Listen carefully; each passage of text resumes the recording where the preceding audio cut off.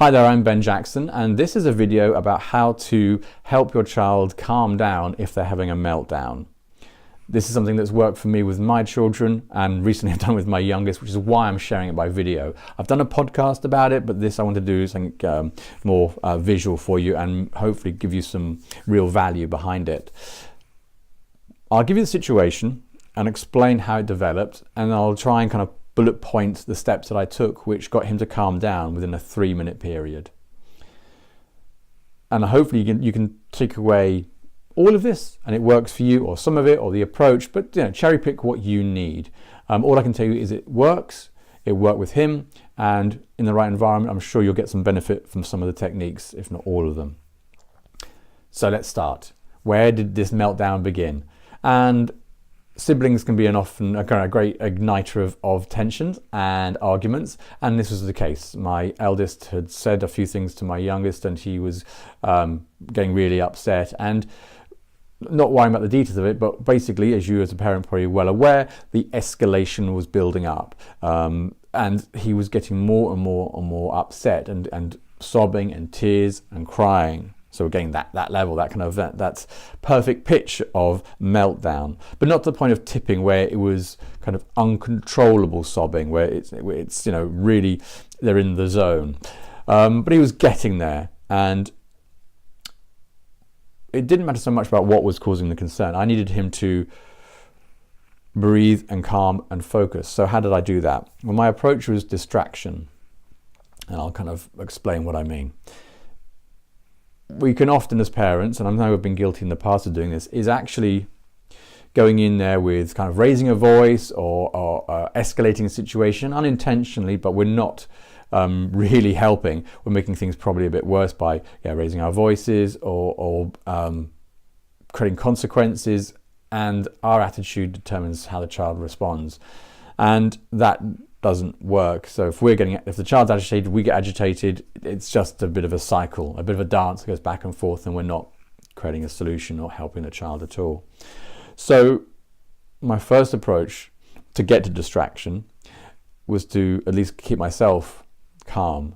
And the frame that I see it through, the frame or the filter that I try and imagine this situation is that if I'm calm, it's more likely he's going to be calm. And the second way I see this is that at the end of the day, he's frustrated and he's upset because he can't express himself in some form. Or more specifically, he is expressing himself, but he's not communicating. And my belief is there's an intention that he wants to share something, that he's upset, that he wants to communicate how he's feeling. He's just finding the output as being tears and meltdown and tantrum. So my approach is to be calm for myself and for him, but also because I respect that there's something going on. He wants to share, and he just doesn't have the language tools at this present time to do that. The sooner I can get him to calm down a bit, there's more chance he can express himself, and I need to get to that point. Which is probably what you're thinking as well as a parent. I don't think there's anything like rocket science, but maybe the approach that I achieved would be the one that's the difference.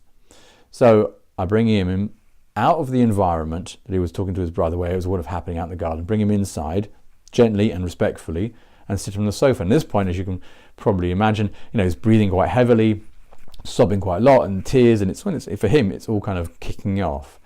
I'm remaining calm, and and he's just there, and he's kind of in his moment, and he's kind of trying to talk through the tears a bit, and I simply say to him, "Are your ears working?" And in that moment, he kind of mentally flinches or takes a moment. He has to quiz himself or check, and I ask him again, "Are your ears working?" And he kind of looks at me in some sort of acknowledgement, and I said, "Great, are your eyes working as well?" And he looks at me and he says, "Yes." Okay, pause at that point. The language I used is kind of one, silly, unusual, kind of awkward and odd, because well, of course his eyes and ears are working. But I've caught him off guard, if you like. I've distracted him with a silly question that isn't silly in its stupidness, but silly in its sense of kind of oddness. So I've distracted him with something, and I've begun to create that window where he's just jarred off course. So I've interrupted that crying and that sobbing and where it was escalating to meltdown with a kind of weird-ish question. So when he got into that phase and he heard the question, of course his ears are working. He knows his ears and eyes because they're kind of present and obvious. But that in itself is kind of a distraction. So I've interrupted it, I've diverted it, I kind of moved the tracks to one side, and all of a sudden I've got an in. And that was my doorway. Once I've got that distraction, and it's subtle, I'll give you that, and it's something you may have to practice to get better at. But once I've got that distraction, I've just knocked him a little bit, I can then pursue calming him down. So, as I say, he's heard the questions, he's looking at me like quizzically, but I've got my window. And I say to him, I don't want you to calm down any sooner than you feel ready to. Now you can take that phrase and use it any way you want to, but I want to repeat it to you because it's important. I don't want you to calm down until you feel calmer, or feel your breathing slow down, or notice you're hearing my voice. Now, this may confuse you as you listen to this suggestion, thinking, well, that's even weirder. But if you take a moment to look at the language and what it's doing, it's creating instruction, a subliminal instruction to stop, but giving him full control of when he does it. It's also adding in the component which is saying, under your conditions, you can calm down. When I say to him, when you notice your breathing slowing down, or when you're not, breathing is calmer, he's mentally drawn to his attention to his breathing. So when he thinks, oh, I've got my breathing, I can notice that. He'll associate calming down to the breathing, and all of a sudden we have a progression here, a sentence between the distraction through to some sort of entry point to getting him to then action something, which is to notice his breathing, to calm down in his own time. And that's pretty much it. Within those 3 minutes, he began to calm down, and though he was still sobbing a little bit, it had reduced. And again, at that point in this situation, I said to him, I don't want you to tell me what was on your mind, what was upsetting you, until you're ready to, until you feel you can share it. I'm giving him control. The subliminal message is saying, I want to hear what you want to say in your own time. This made a big impact, and actually this is the thing that the podcast doesn't have, and it's the follow-up. Within those 3 minutes, he calmed down. He shared me what the problem was. I resolved the situation, and literally within, 180 seconds, he was a happy boy again.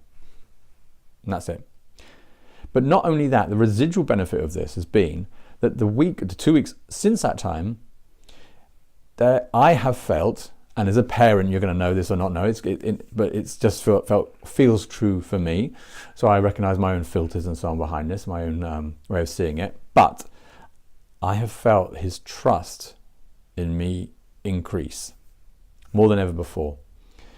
He's been happier, better at communicating, more engaged and more involved, and his behavior overall has got better. And I just sense, as a parent, that his trust has strengthened with me and that little moment we had. So the residual benefit has been that his behavior's got better, and I think actually he and I have got closer because of it. That's just the anecdote of the situation. Try this out. It has some very powerful effects. It can work very quickly. I'm not saying this is going to work for absolutely everyone, but if it works for 20% of the people who see this and try it out, then that's a game changer for parents who are managing a child who has a challenge expressing themselves and goes into meltdown. So this may not be for everyone. I appreciate that. But take from what you can from this the approach, the very least approach from the parent, from your view of things, and try out these sentences, try out this language, and see what response you get. There is no one size fits all. You may have to vary around the language, change some of the things depending on the situation.